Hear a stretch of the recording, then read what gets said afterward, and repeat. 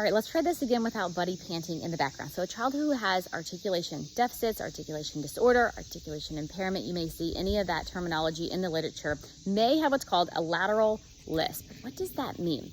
So if one is producing fricatives or affricates, a fricative is a sound that's flowing out of your mouth, something like s or z, or an affricate sound, which is a combination of a stop and a fricative, something like ch.